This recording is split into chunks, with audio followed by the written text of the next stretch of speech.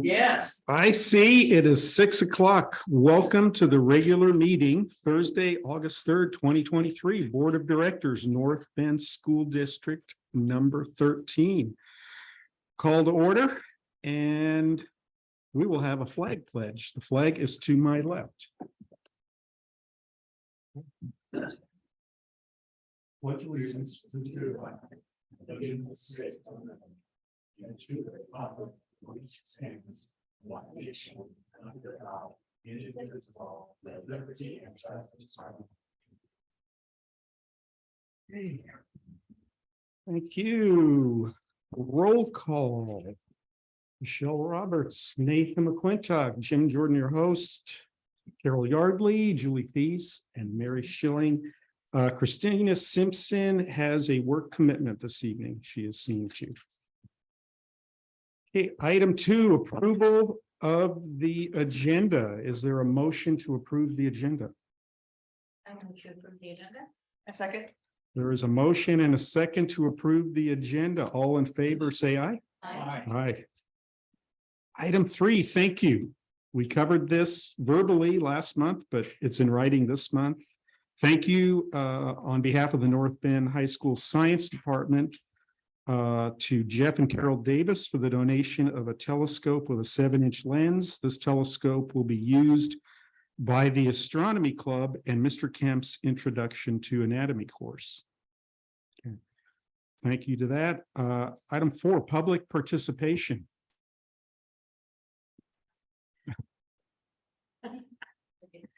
Anybody?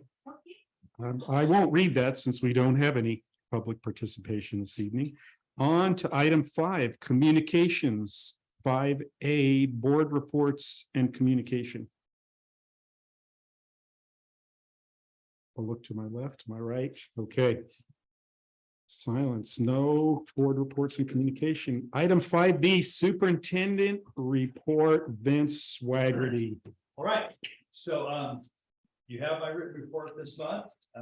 You see there's a lot of rotation happening at the admin level.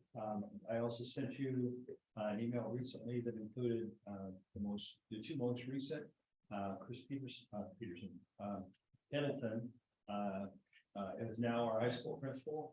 We posted that outside externally.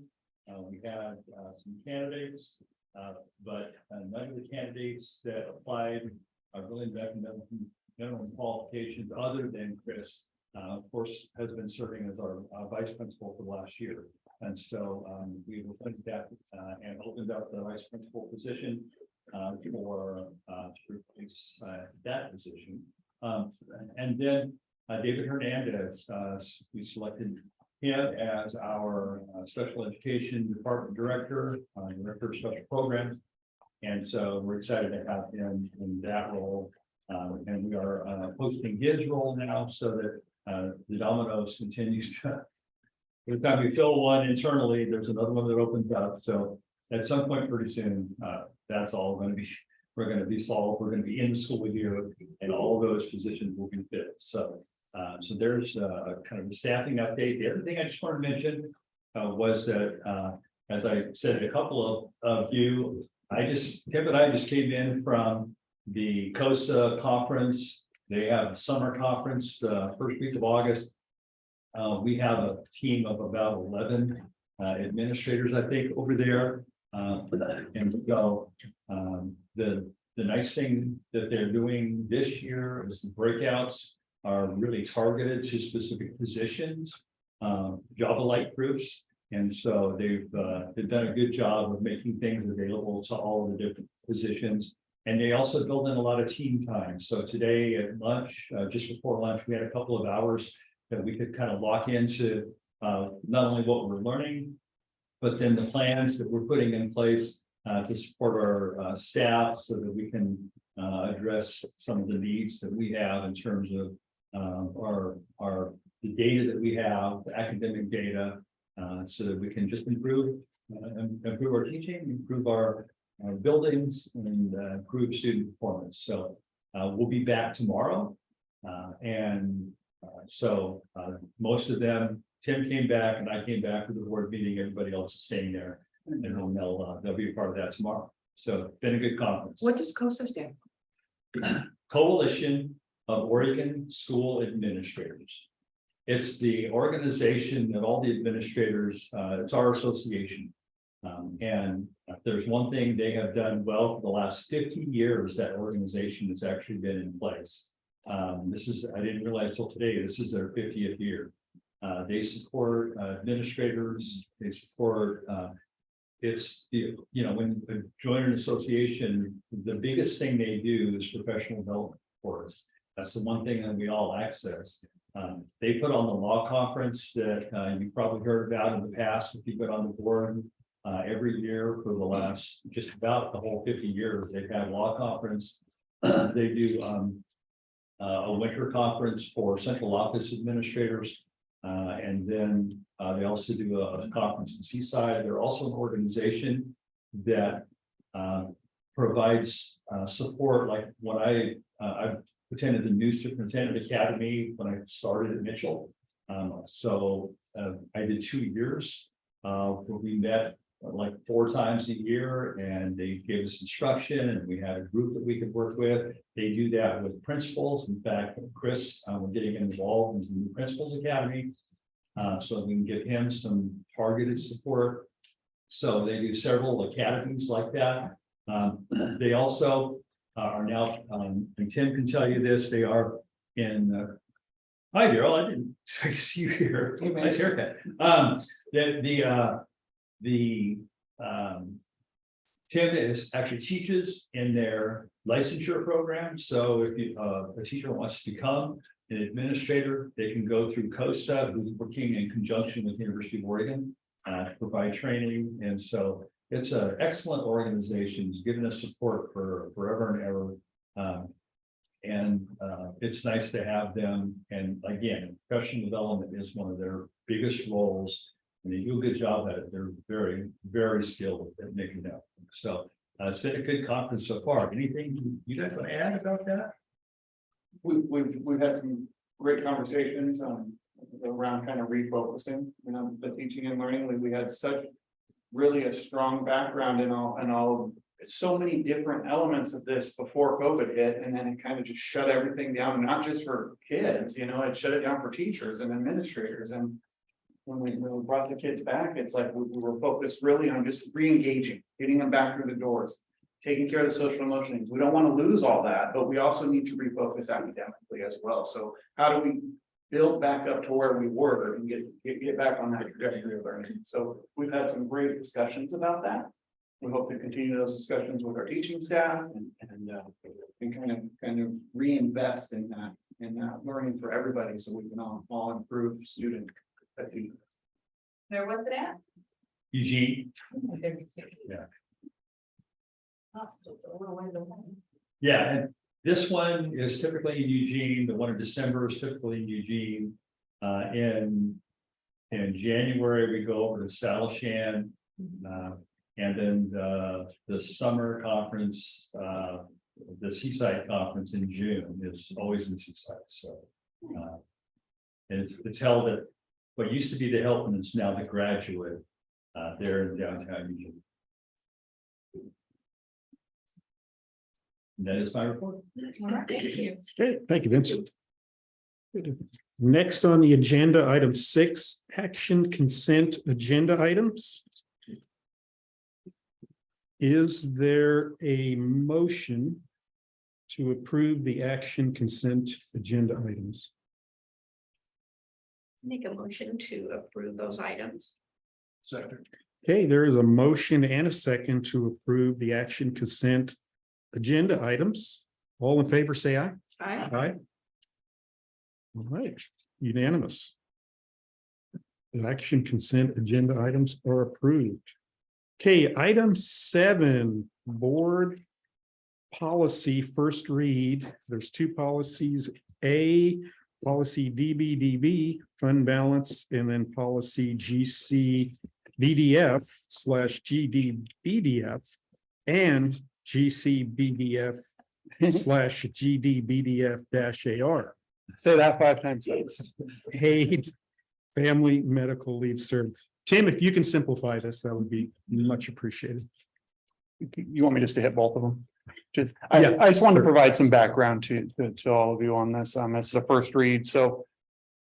The fund balance policy is one, you've heard us talk about this before, I believe, and especially during negotiations, we talk a lot about this concept of a 7% in this like reserve account. This is our essentially district operating safety net is what it is. So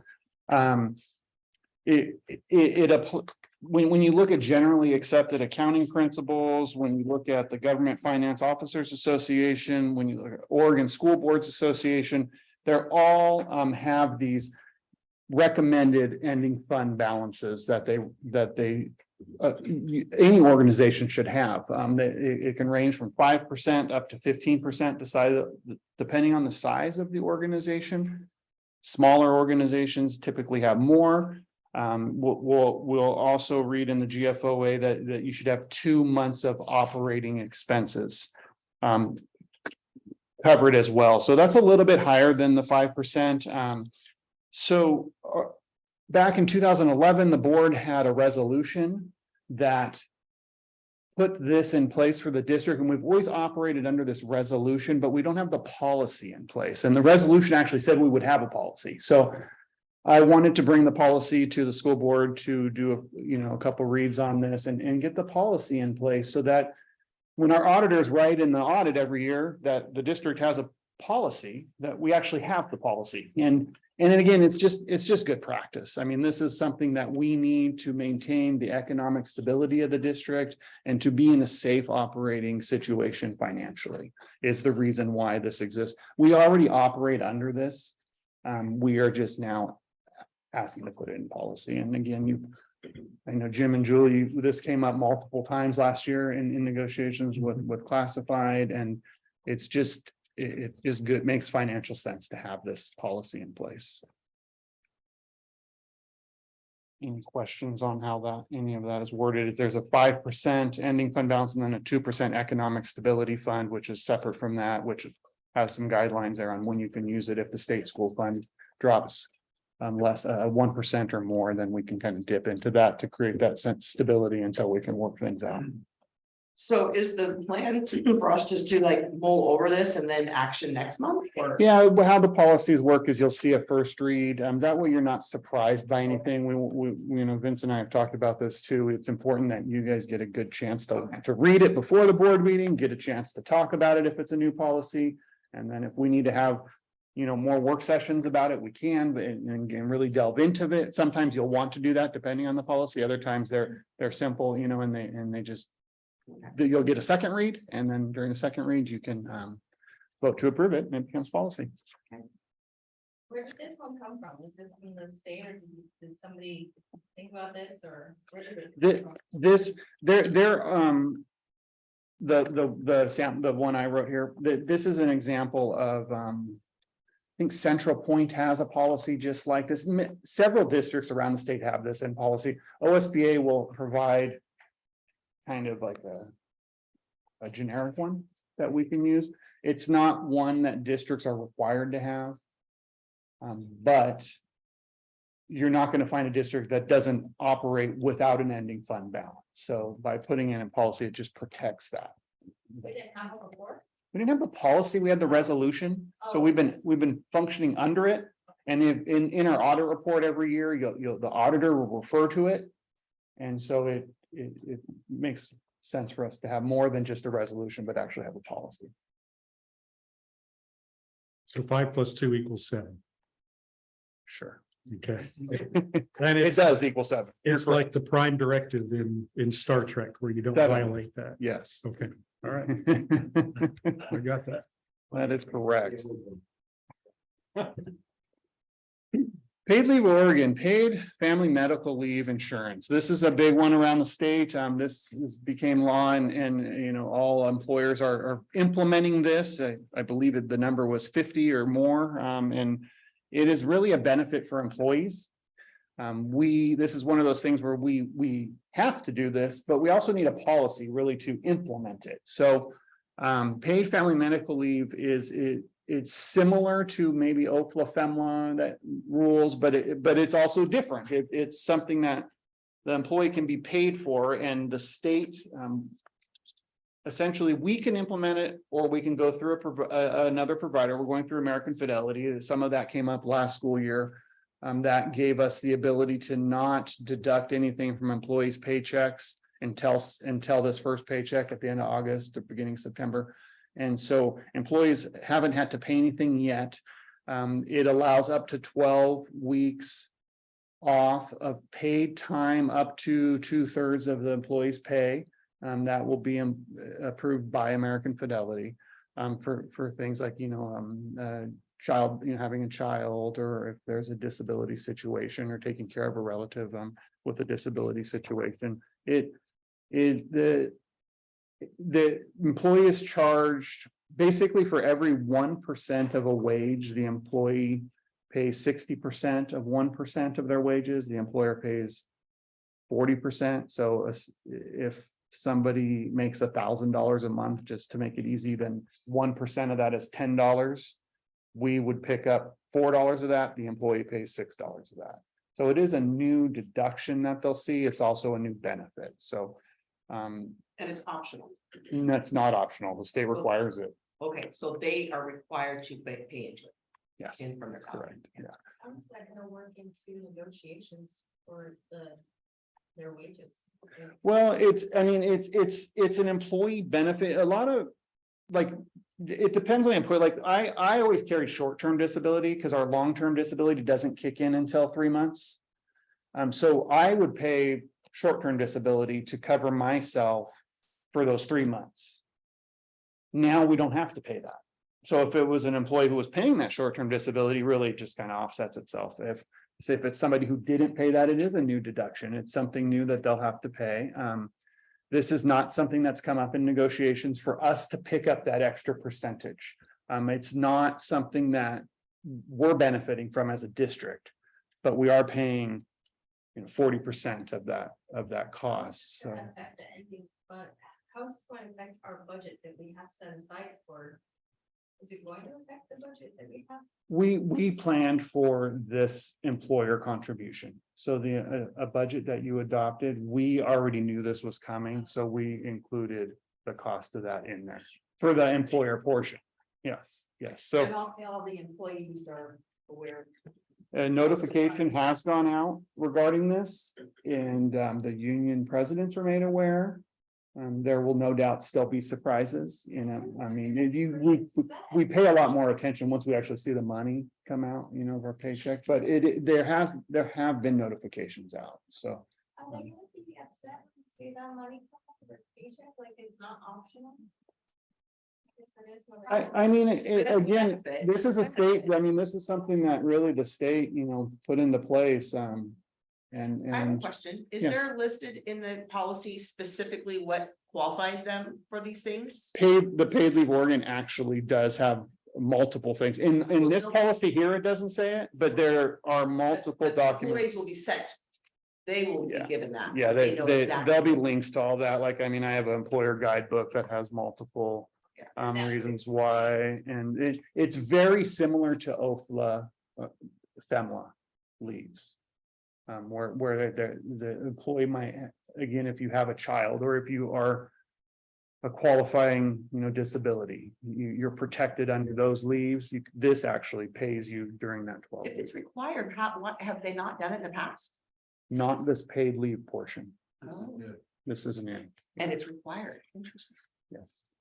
Yes, so, then there's a lot of, there'll be things that we have to work out, all the districts around the state are looking at how exactly will it be implemented, and. We intend to run concurrent with OFLA leave so that it's not stacked, 12 weeks and 12 weeks, but it's when the employee applies for it. Under both of those, we can do that. So there's some things we're still working out. What I'd like to add is that, most of the rest of the districts in the state began implementing this in January 1st of 2023. That's when for most employees across the state, they started seeing that deduction from their check, and of course the employers. But they weren't able to actually access the funds with the leave until September. Because their accounts didn't really build up until close to that time. The interesting thing is that when I came here and we were talking about that, Ben was going to be using American Fidelity, and Tim, I can't remember exactly the detail, but our employees haven't been paying that. No. And so they're just starting to pay it, but essentially they're paying it at the same time, they're also being able to access the leave. And so they haven't had to pay into it for about 9 months. But the employees that I had in Mitchell started paying into this in January. But they have the benefit of it right away. No, No. not until September, Yeah. Ben staff will. but not. Mitchell not staff had to wait, Wait. most of the state had to wait until September to have the benefit. But why did we not? Tim, remind me how. When we opted to use a third party, the American Fidelity for this. American Fidelity essentially, they've done this in other states. So they already had that pot of money built up. So they didn't require us to pay it. What we had to do is kind of set the money aside in case that fell through. We could then pay into the Oregon plan, which we did, and so we could save the money for our employees by going this route. And being so new, the benefit of going with a vendor like American Fidelity is that, again, they've implemented it in other states, and we hope to have their bigger organization that can help support us as we implement it too. Clarification, you got American Fidelity, and then you've got the state program. We already had American Fidelity, now we're implementing the state program. Are they working together? Or are they duplicate, or how does that? What's that? Well, we had the American Fidelity as an option for employees to buy different insurances option, through I see. before, like the short-term disability. Sure. My 403B is through American Fidelity. Right. Things like that. So, but then they are also going to implement the state plan as an So option. you And could maintain both. yeah, you could. School districts had the option to use, just go directly to the state or use a third party. In Mitchell, we were going to use a third party. American Fidelity said they were going to work with us. And then their policy folks said we were too small, and so we had to go with the state option. Obviously, North Bend is large enough that American Fidelity so we're able to use a third party to satisfy with the requirement of the law. Why would someone want to do American Fidelity if they have the option with the state? It's still the state plan. It's somewhat confusing, but it's still the state plan. They're essentially doing all the employer pieces that the employer would normally be responsible for. So there's a whole side of this. The administrator. It's like a third. They're administering the state program for us. Okay. Is what they're doing. I honestly, I don't know how I don't even know how they make money on it. I don't know what the back end of it is, because if we were doing it ourselves, we wouldn't have any benefit of it either, but. This week. Yeah, they tell you, no, you can't have a teacher and keep money. Do you know approximately how many districts have gone with a third party versus how many? I don't have a solid number for you. There were 2 possible vendors, either American Fidelity or the Standard, that offered this. I can say just from the different listservs I'm on and the different organizations I'm in, I would say over half of the districts are using third party vendors. That's an easy call. Maybe even up to 3/4. If we didn't use that vendor, then we have to. It would add quite a bit. It would almost be probably another person to manage that. That makes sense. Yeah. So we have a policy, and now we have an AR, so we can actually follow through and implement the policy. And like I said, this is new, so we're going to work through this, and if there are issues with this, we'll bring it back later to try to adjust it if we see fit. Don't know if you could answer this, but the projections looking forward, who backstops this should the withdrawal claims exceed the amount in the fund? Is that been looked at, or that's Again, wait and that's, see? I imagine that, I mean, that's gonna come at the state level and the contribution level, right now, like an employee would submit their claim to American Fidelity, they'll review it, and if it's one of the qualifying things under the Oregon Paid Leave Act, then they'll approve it if they have the proper documentation. How many people will use this and how much this costs ultimately is a great question, right? Because they've set these contribution rates. Is it enough to cover the ultimate end of this? Thank you. Last fall, when I was learning about it, and there were conversations with superintendents and folks around the state.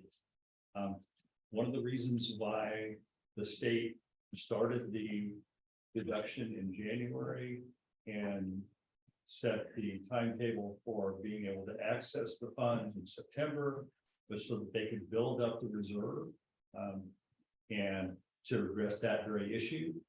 They learned from the state of Washington that didn't do that and had a nightmare. All right, so the state of Oregon tried to learn from our neighbors to the north. So that's a concern, but that 9-month time frame is what they built in to help address that concern. And as far as particulars go for Paid Leave Oregon, I mean, I can send you information if you have any specific questions. And the policy is essentially just so we can implement our requirement to implement it. Essentially, we have to implement it.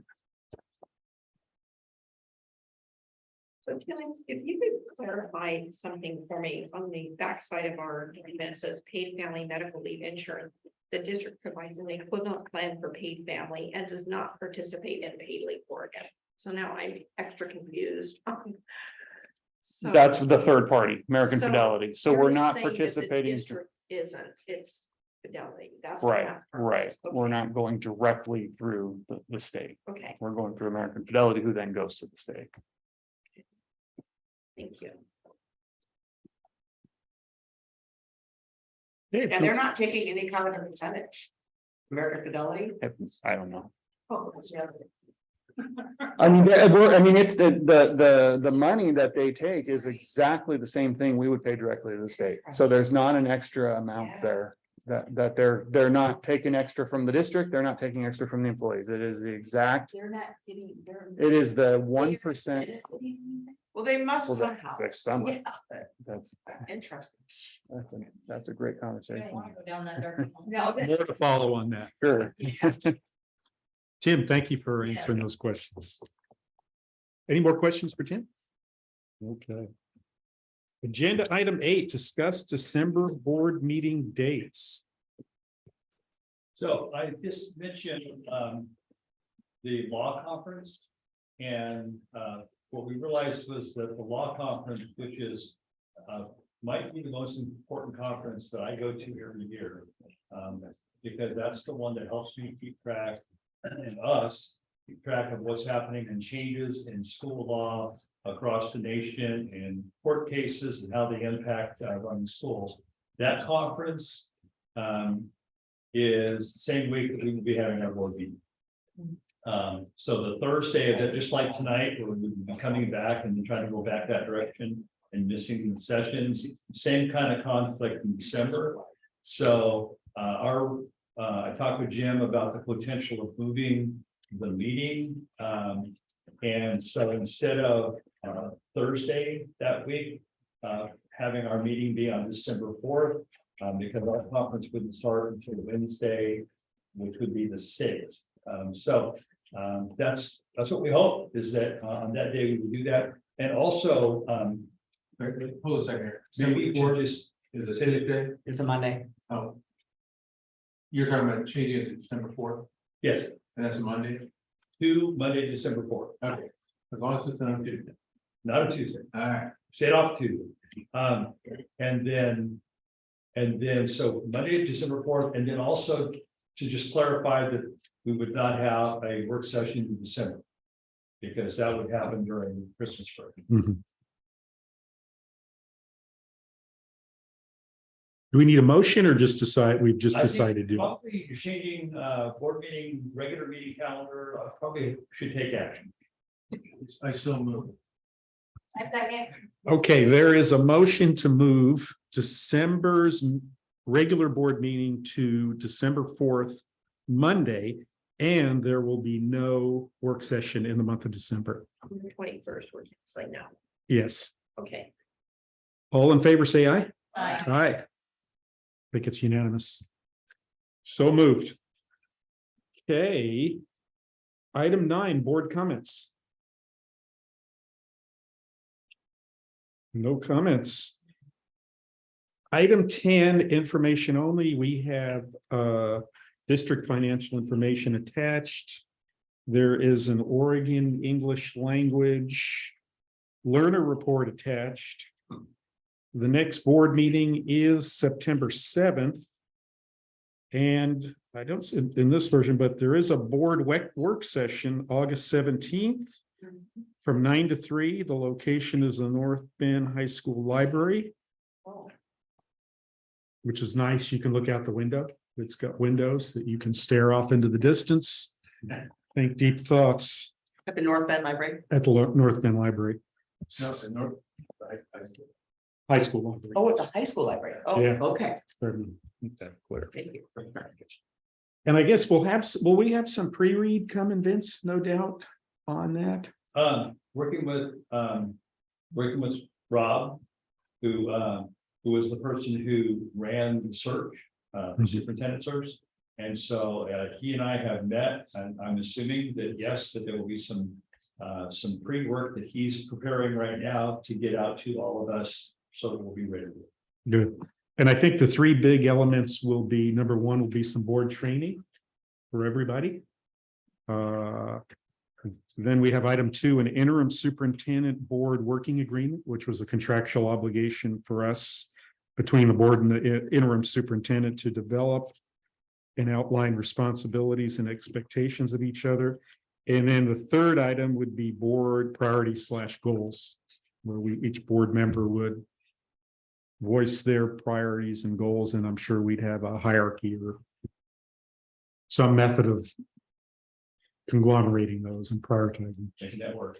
And think about the concept too, is if you have goals as a board in terms of your working relationship with each other, as an aspect of that too. And then priorities and goals in terms of what you want to see of the district. So thinking 2 different paths, same kind of notion.